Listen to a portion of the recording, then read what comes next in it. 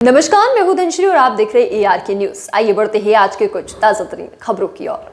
मंत्री कैलाश विजयवर्गीय ने कैबिनेट में हुए महत्वपूर्ण फैसलों की जानकारी दी। हमने रिकॉर्ड बनाया है 29 की 29 सीट हमने जीते। मोहन यादव की सरकार ने रिकॉर्ड बनाया है। 61% मतदान प्रतिशत मध्य प्रदेश में बढ़ा। केवल बीजेपी पार्टी को मतदान मिला है। प्रधानमंत्री नरेंद्र मोदी को कैबिनेट ने बधाई दी। 6 मंत्री जो मोदी कैबिनेट में जगह मिली उन सभी को बधाई। मध्य प्रदेश सरकार किसानों के हित में हमेशा काम करती है। बिजली के बिल में किसानों को सब्सिडी सरकार दी है। 24,420 करोड़ की सब्सिडी अलग अलग वर्गों को सरकार दे रही है। सामान्य वर्ग के किसानों को उनका 13,000 करोड़ की सब्सिडी मिलती है। स्वास्थ्य सेवाओं की क्वालिटी बढ़े। प्रमोशन से भरे जाने वाले पद जो खाली हैं उनको सीधी भर्ती से भरे जाएं। 1,214 पद जो सीधी भर्ती से भरे जाएंगे। और चूंकि इस लोकसभा चुनाव में मध्य प्रदेश ने रिकॉर्ड बनाया है, हम 29 की 29 सीट जीते हैं और मेरा ख्याल है कि मैंने जब से राजनीति प्रारंभ की तब से कभी भी हम 29 सीट नहीं जीते पिछले 40 वर्षों में। तो 29 सीट जीतने का रिकॉर्ड डॉक्टर मोहन यादव जी के नेतृत्व में हुआ, इसलिए पूरे मंत्रिमंडल ने माननीय मुख्यमंत्री डॉक्टर मोहन यादव जी को बधाई दी है। और इसमें बहुत सारे रिकॉर्ड बने हैं। अभी आपको मालूम है कि हम मध्य प्रदेश के चुनाव हुए, हम लगभग 163 सीटों पर जीते थे, पर इस बार हम 260 विधानसभाओं में जीते हैं लोकसभा के अंदर। और औसत हमारी हर लोकसभा की जीत 3.5 लाख की हुई है। तो ये एक बहुत बड़ी जीत है ये। और हमें वोट परसेंटेज भी हमारा बढ़ा है, लगभग 61% वोट हमको मिला है आज। इसीलिए मध्य प्रदेश में अभी अपन मध्य प्रदेश की बात कर रहे हैं। मध्य प्रदेश में 61% वोट भारतीय जनता पार्टी को मिला है और इसलिए आज माननीय मुख्यमंत्री जी को बधाई दी। और फिर कैबिनेट ने प्रधानमंत्री जी को भी बधाई दी कि तीसरी बार एक ऐसा प्रधानमंत्री जिसका जन्म स्वतंत्रता के बाद हुआ हो और वह पहली बार लगातार तीसरी बार प्रधानमंत्री बने हैं, ये एक रिकॉर्ड है उनके नाम से और इसलिए उन्हें भी बधाई दी। एक सामान्य परिवार में जन्म लेकर लगातार तीसरी बार प्रधानमंत्री बनना ये एक बहुत बड़ी उपलब्धि है और इसलिए प्रधानमंत्री जी को भी कैबिनेट ने बधाई दी है। मध्य प्रदेश में 6 सदस्य माननीय मोदी जी के मंत्रिमंडल के सदस्य बने हैं, तो उन 6 को भी बधाई दी है और उनसे अपेक्षा की है कि मध्य प्रदेश के विकास में वे मंत्री अपना सहयोग प्रदान करेंगे। शंका हो रही है आपको?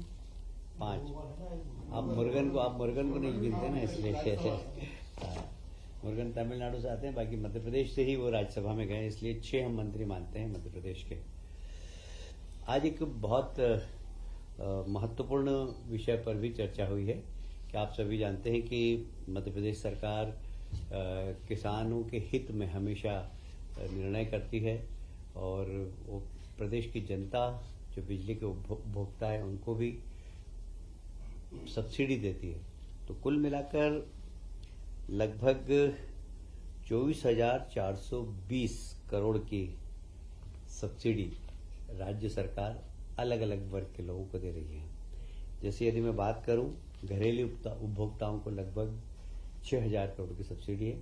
आप सभी जानते हैं कि 1 से 100 यूनिट तक बिजली के भाव अलग हैं और बाकी उसके भाव अलग है, इसलिए लगभग सामान्य उपभोक्ताओं को 6,000 करोड़ की सब्सिडी मिलती है।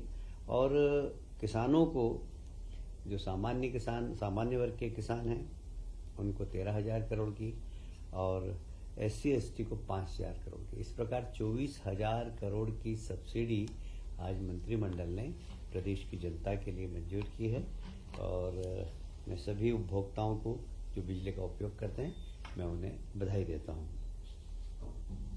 माननीय मुख्यमंत्री जी ने निर्देश दिए थे कि हमारे यहाँ जो स्वास्थ्य सेवाएं हैं उसकी क्वालिटी बढ़े और इसके लिए आवश्यकता थी कि कुछ नए पद का सृजन हो। और विभागों के डॉक्टर्स की भी कमी थी और कुछ पद ऐसे थे जो प्रमोशन से भरे जाने थे। तो अब प्रमोशन के पद यदि खाली हैं और प्रमोशन वाले योग्य व्यक्ति नहीं है तो उसको सीधी भर्ती से भरने के आज कैबिनेट ने निर्देश दिए हैं और ऐसे लगभग 12 से 14 पद ऐसे हैं जो सीधी भर्ती से भरे जाएंगे और रिक्त पदों में से 50% अर्थात 660 पदों की पूर्ति चयन के सीधे भर्ती से होगी। प्रदेश में टोटल आधे प्रमोशन से होंगे, आधे सीधी भर्ती से होंगे। जो 12 से 14 पद रिक्त हैं उसमें से आधे प्रमोशन से होंगे, आधे सीधी भर्ती से होंगे।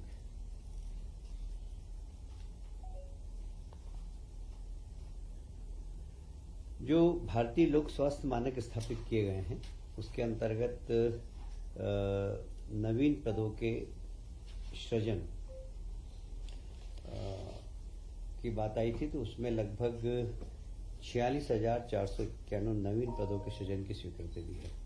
इसमें तृतीय श्रेणी, चतुर्थ श्रेणी के कर्मचारी और पैरामेडिकल स्टाफ है, जिससे कि हमारे स्वास्थ्य सेवाओं में चिकित्सक के अतिरिक्त जो पैरामेडिकल स्टाफ है उनके भी पदों को सृजन देकर स्वास्थ्य सेवाओं को उन्नत बनाने का जो माननीय मुख्यमंत्री जी ने घोषणा की थी उसको करने का निर्णय आज लिया गया है। आप सभी जानते हैं कि इस प्रदेश में